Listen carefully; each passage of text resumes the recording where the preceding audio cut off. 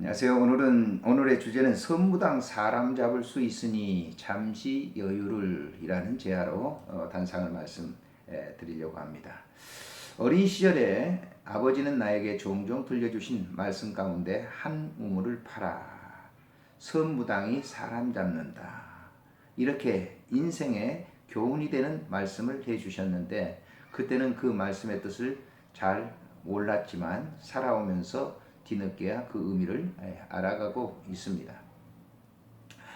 물론 알아간다는 것도 100%는 아닙니다. 선무당이 사람 잡는다는 말은 아마 옛날 가족 가운데 환자가 있었을 때 한 치료의 방편으로 무당을 불러 구술을 했는데 질병의 원인도 모르는 무당이 푸닥거리 하다가 생사람을 죽게 한다는 뜻에서 빗댄 말일 것입니다. 이것은 미숙한 사람이 함부로 어떤 일을 하다 수습할 수 없는 일을 하게 되는 것에 의술이 서투른 사람의 바른 진단과 처방을 못해 환자를 불구로 만들거나 죽게 했을 때 사용하는 표현입니다. 제가 소속된 모임의 한 회원이 바로 이런 경우입니다. 오래전부터 허리가 좋지 않아 한방병원을 자주 찾아갔습니다. 그러던 어느 날 한방병원에서 침을 맞다가 안산의 어느 병원이 허리 수술을 아주 저렴하게 해준다는 말을 들었습니다. 아픈 아버지 바로 그 병원을 찾았습니다. 의사는 별거 아닌 것처럼 말하면서 수술하면 금방 나을 수 있다 했습니다. 그런데 수술을 받고 난 후 의사의 말과는 달리 수술 전보다 더 불편하고 아파오기 시작했습니다. 급기야 자녀들은 수술한 의사를 찾아 아버지 수술을 잘못되지 않았냐 항의했습니다. 그러나 의사는 수술한 곳은 아주 잘 되었는데 그 위 부분이 문제인 것 같다며 재수술하자고 했습니다. 자녀들의 말을 전해들은 그분은 한 번의 수술도 고통인데 재수술을 할 수 없다며 침술이 용이하다는 분을 찾아 치료한다며 통근 치료를 받고자 합니다. 그러나 지금 그분은 앉고 일어서지 못해 누워 있습니다. 정말 안타까운 일이 아닐 수 없습니다. 얼마 전 아산병원 허리 관절 전문 의사가 아침마당에 출연해 허리 이상 그냥 그대로 두면 2, 3개월 지나면 80%가 자연적 치료된다며 허리 아픈 환자들이 병원에 가면 무조건 수술을 권하는데 이것은 참으로 큰 문제라며 수술 권하는 의사들을 질타했습니다.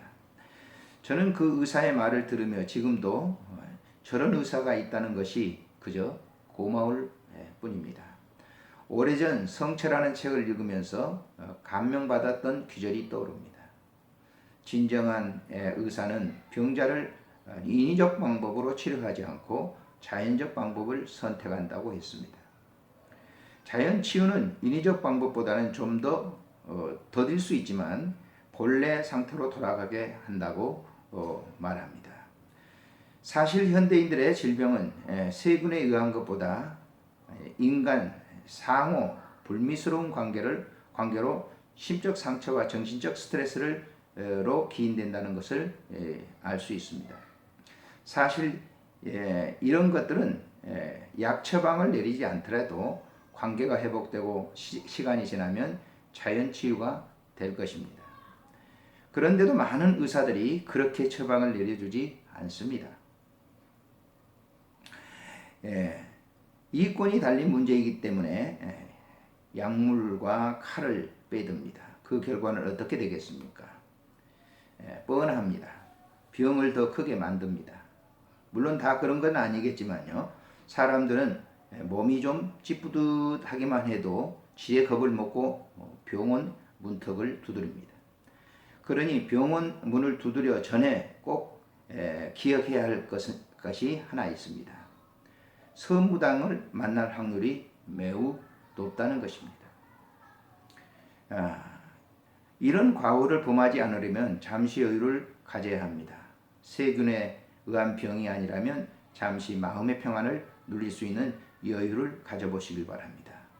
낙엽 떨어지는 한적하고 외진 오솔길을 걸으며 묵상을 해보십시오.